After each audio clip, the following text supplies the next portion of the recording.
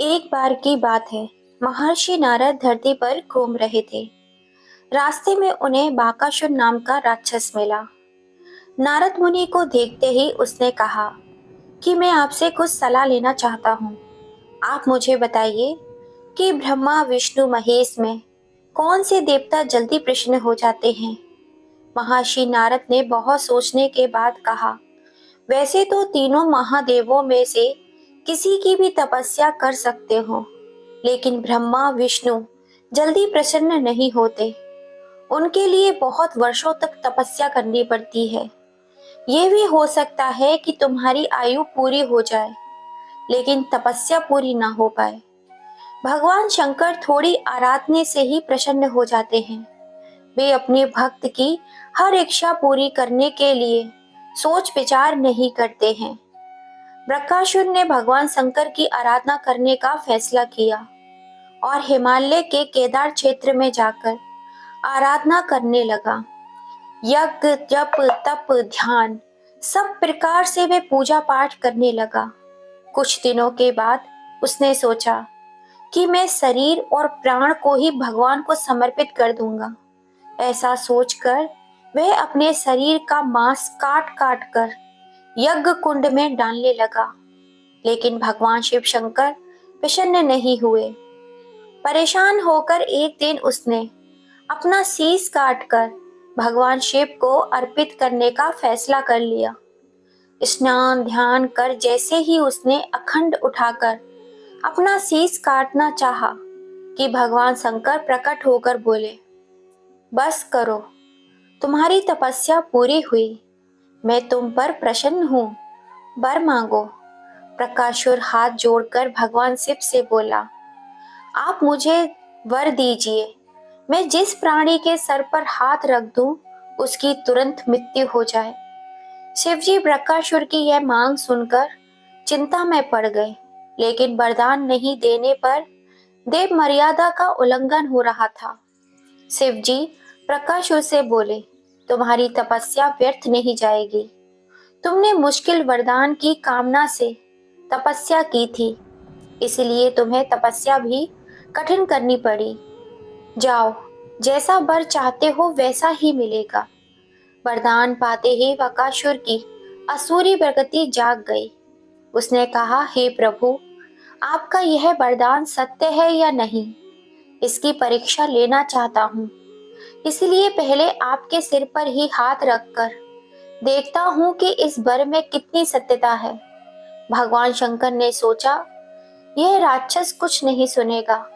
जब बकासुर शिवजी के सिर पर हाथ रखने के लिए आगे बढ़ा तो वे वहां से भागने लगे। इस पर बकासुर का क्रोध और भी बढ़ गया। वह पीछा करते हुए चिल्लाया कि महर्षि नारद की तरह आपने भी मुझसे छल किया है। वरदान की परीक्षा से डरकर क्यों भाग रहे हैं। शिवजी भूमंडल छोड़कर देवलोक तक भागते रहे और बकासुर भी उनका पीछा करता रहा।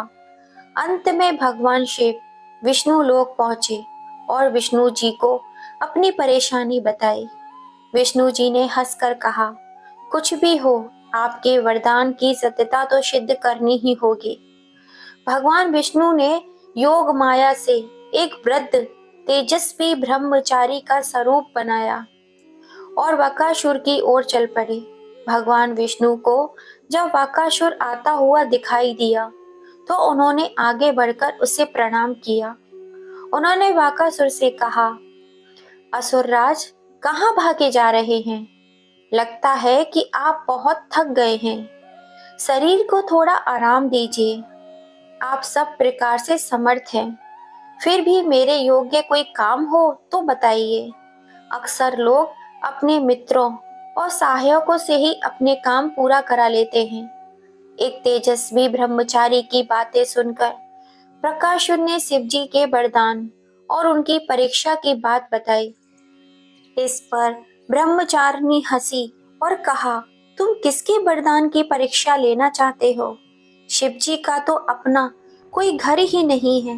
वह खुद भूत प्रेतों के साथ घूमते रहते हैं। वह भला किसी को क्या वर देंगे? वर देने वाले तो ब्रह्मा और विष्णु ही हैं। विष्णु जी ने बकासुर से कहा कि तुम्हें वरदानी होना था तो ब्रह्मा जी या विष्णु की आराधना करनी चाहिए थी। शिव जी के पीछे बेकार ही दौड़ रहे हो। वरदान देने वाला तो खुद इतना शक्तिशाली होता है कि उसके वरदान का असर खुद उस पर नहीं हो सकता। उन्होंने तो तुम्हें झूठ मूठ का वरदान दे दिया है। तुम्हारी तपस्या बेकार चली गई।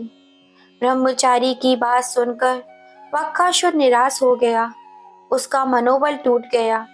वह कहने लगा कि मुझे तो देवर्षि नारद ने शिव की आराधना करने को कहा था। ब्रह्मचारी ने कहा, तुमने नारद मुनि पर भरोसा कर लिया। वह तो ऐसे घुमक्कड़ साधु हैं जो सभी को उल्टी सलाह ही देते हैं। अगर तुम्हें मेरी बात पर भरोसा नहीं हो तो अपने सिर पर हाथ रखकर देख लो कि कैसे शिव ने तुम्हें झूठा वर देकर बहकाया है। बकासुर का मनोबल पूरी तरह से टूट चुका था। उसे ब्रह्मचारी की बात पर भरोसा हो गया कि शिवजी ने भी उसके साथ छल कर झूठा वरदान दिया है। उसका विवेक नष्ट हो गया। उसने वरदान की सत्यता का परीक्षण करने के लिए अपना हाथ अपने ही सर पर रख लिया। सिर पर हाथ रखते ही भयंकर अग्नि पुंज प्रकट हुआ और बकासुर उसमें भस्म हो गया। भगवान शिव, विष्णु जी और बकासुर की इस कहानी में जीवन का अहम सार छुपा हुआ है। कहानी हमें ये सीख देती है कि बिना सोचे विचारे किसी को कुछ देना और पाने वाले की बुद्धि विवेक नष्ट हो जाती है और उपलब्धि की विनाश का कारण बन जाती है। प्रिय दोस्तों, अब हम सुनेंगे भोलेनाथ की दूसरी कहानी। प्राचीन समय की बात है। एक छोटे से गांव में रामू नाम का एक निर्धन किसान रहता था। रामू भगवान शिव का अत्यधिक भक्त था। उसकी दिनचर्या सुबह शिवलिंग की पूजा से शुरू होती और रात को ओम नमः शिवाय का जाप करते हुए ही समाप्त होती। रामू की गरीबी इतनी थी कि उसके पास खाने के लिए भी पर्याप्त अनाज नहीं होता, लेकिन फिर भी वह हर सोमवार को शिवजी के मंदिर में फल और दूध चढ़ाता था। गांव के लोग उसकी भक्ति को देखकर कहते, रामू खुद के लिए तो कुछ है नहीं, फिर भगवान को चढ़ावा क्यों देता है। रामू मुस्कुराकर उत्तर देता, भोलेनाथ मेरी हर परेशानी जानते हैं। जब समय आएगा वे मेरी मदद जरूर करेंगे। एक दिन बारिश के अभाव में रामू की फसल पूरी तरह से बर्बाद हो गई। कर्ज के बोझ में दबा रामू हताश होकर शिवलिंग के सामने बैठ गया और बोला, हे भोलेनाथ, मैं आपकी भक्ति में कोई कमी नहीं करता, फिर भी मेरे साथ ऐसा क्यों हो रहा है। उसकी आंखों में आंसू बह रहे थे। अचानक शिवलिंग में से एक तेज प्रकाश निकला और भगवान शिव प्रकट हो गए। उन्होंने मुस्कुराते हुए कहा, रामू तुम्हारी भक्ति में मुझे यहाँ आने पर मजबूर कर दिया।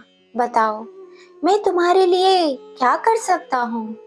रामू ने हाथ जोड़कर कहा, भोलेनाथ मैं इस कर्ज और गरीबी से बाहर निकलना चाहता हूँ, लेकिन मैं चाहता हूँ कि मेरी मेहनत के फल में से मेरी स्थिति सुधरे, ना कि चमत्कार से। आप मेरे सहायक बन जाएं। भोलेनाथ ने हंसते हुए कहा, तथास्तु। मैं आज से तुम्हारा नौकर बनकर तुम्हारी हर परेशानी में तुम्हारी मदद करूंगा, लेकिन याद रखना ये रहस्य सिर्फ तुम्हारे और मेरे बीच में रहेगा। अगले ही दिन से रामू के खेत में चमत्कार होने लगे। खेत की मिट्टी पहले से उपजाऊ हो गई और फसल इतनी बढ़िया हो गई कि उसे अच्छे दाम मिले। धीरे धीरे रामू का जीवन सुखी हो गया, लेकिन वह अपनी भक्ति में कमी नहीं आने देता। गांव के लोग रामू की तरक्की देखकर हैरान थे। उन्होंने उससे पूछा, रामू यह सब कैसे हो गया। रामू मुस्कुराकर कहता, यह सब भगवान भोलेनाथ की कृपा है।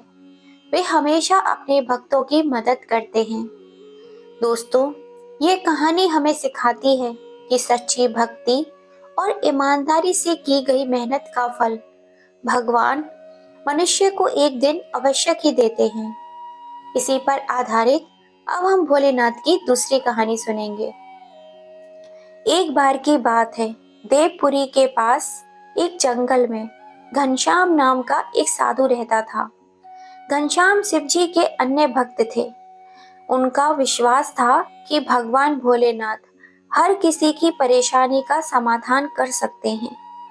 घनश्याम प्रतिदिन भगवान शिव की आराधना करते थे, लेकिन उनके शिष्यों ने देखा कि घनश्याम के जीवन में हर तरह की कठिनाइयां थीं। जंगल में भोजन का अभाव था और साधु को कई बार भूखा ही रहना पड़ता। एक दिन उनके शिष्य ने पूछा, गुरुजी, आप इतनी कठिन तपस्या करते हैं, फिर भी भगवान आपकी मदद क्यों नहीं करते? घनश्याम ने उत्तर दिया, शिव जी की मर्जी में विश्वास रखना ही सच्ची भक्ति है। मैं उनकी परीक्षा नहीं लेता, बल्कि उनकी मर्जी पर भरोसा करता हूँ। कुछ दिनों बाद घनश्याम के जीवन में और भी कठिनाइयां आ गई। उनके रहने की कुटिया जल गई और वे खुले आसमान के नीचे रहने लगे। लेकिन उन्होंने भगवान शिव की आराधना करना नहीं छोड़ा। एक रात घनश्याम ने भगवान शिव से कहा, हे महादेव, अगर ये सब मेरी परीक्षा है तो मैं इसे सहज स्वीकार करता हूँ, लेकिन मैं आपके प्रति अपनी भक्ति कभी कम नहीं होने दूंगा। यह सुनकर भगवान शिव प्रसन्न हो गए और प्रकट हुए। उन्होंने घनश्याम से कहा, तुम्हारी भक्ति ने मुझे प्रभावित कर दिया है, बताओ मैं तुम्हारे लिए क्या कर सकता हूँ? घनश्याम ने कहा, भोलेनाथ, मैं सिर्फ यही चाहता हूँ कि मैं हमेशा आपकी भक्ति करता रहूं और दूसरों की सेवा करता रहूं। शिव जी ने कहा, आज से मैं तुम्हारा सहायक बनकर तुम्हारे हर कार्य में मदद करूंगा। इसके बाद घनश्याम का जीवन पूरी तरह से बदल गया।